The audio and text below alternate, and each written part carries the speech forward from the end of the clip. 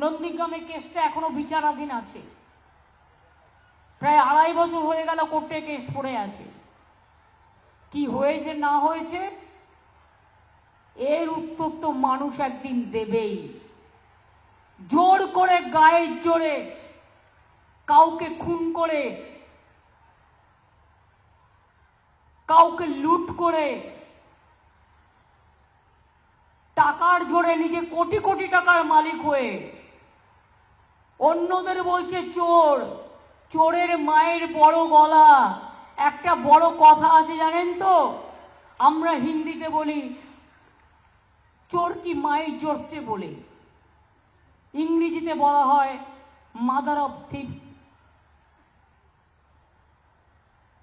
R speak most, south most.